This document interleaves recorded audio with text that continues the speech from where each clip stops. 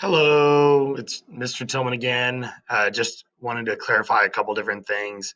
Again, I apologize. I know that it's the 19th late on a Monday. I'm not sure. I know I've said this in emails. I'm not sure exactly what's happened with the previous communications that I've sent out, but I feel like this video will make things a little more simple, a little more understandable, and kind of calm some nerves. But please know that any work, any attendance stuff that you're worried or anxious about, or missing work or being behind, everything is okay.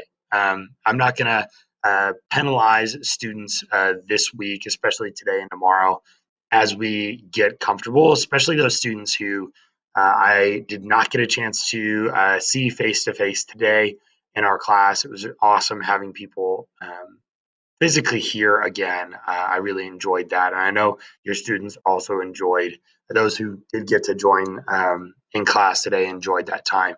So hopefully this video will help alleviate any tensions or questions. And as always, please feel free to reach out. Know that my inbox is very flooded just with things from the district and new expectations and things. So you guys have always been very supportive and really patient. I thank you so much for that as we figure out this kind of next phase of hybrid learning.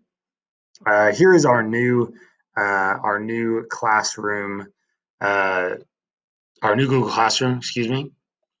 And you'll notice we've got our October 19th through the 23rd down here. I'm going to move this a little bit.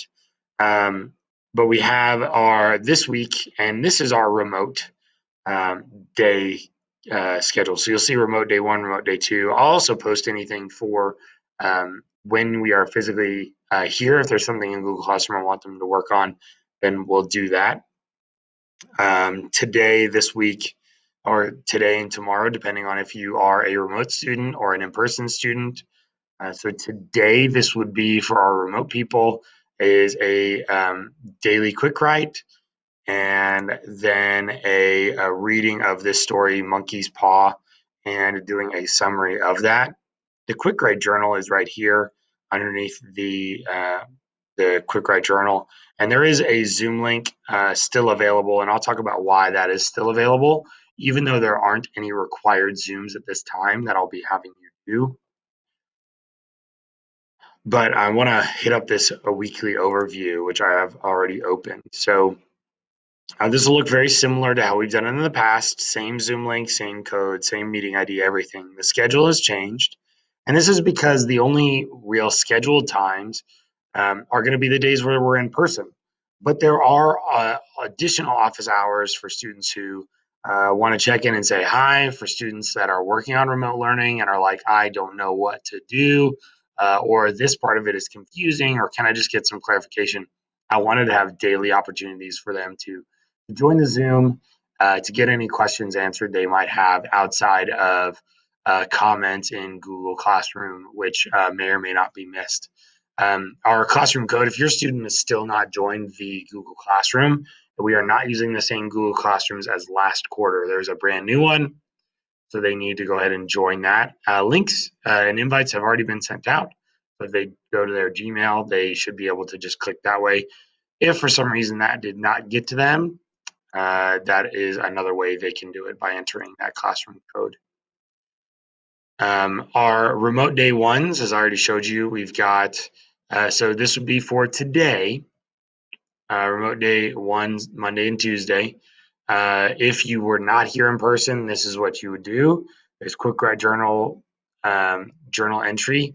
This should say, so it's the 19th and the 20th. Some of my students already have done their 19th, and we had a lot of participation on that end, so good job, guys. And then reading a Monkey's Paw and doing that summary activity. So if you were remote today, then that's what you would be completing. Oh, I don't think I said, so the times 2:30, sorry to go back and forth. Office hours 2 to 2:30 every single day, Monday through Thursday.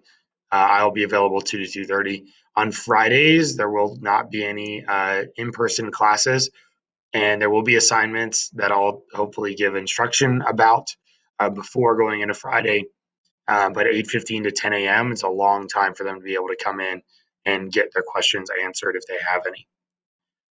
So in-person day one, this is obviously today what people who were here today got to do. So it was quick write journal entries. So whether it was the 19th or the 20th, whichever day that was. So again, we did the 19th today. In-person expectations and procedures. We talked a lot about kind of COVID stuff and how we're going to work in the classroom and how I call attention and those kinds of things. PBIS Chromebooks, we didn't have to do is that today because they took care of that in their first and second periods. Four corners activity, we actually didn't do this today, but I plan on doing that tomorrow. So that's a change. But we did a lot of get to know you, get comfortable, get moving, practice when we can have our masks off, when we go outside, and how to wear them inside. And then student fun sheet we did today.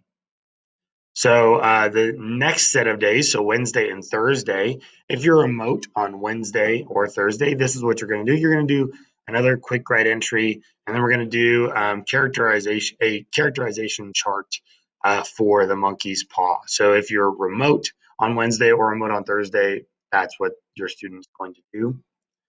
In person for Wednesday and Thursday, we're going to be doing the alternate journal entries. We're going to be doing icebreakers, some agree and disagree activities, and a monkey's paw activity. And then Friday, some remote learning. They're going to be doing their final quick write entry for the week.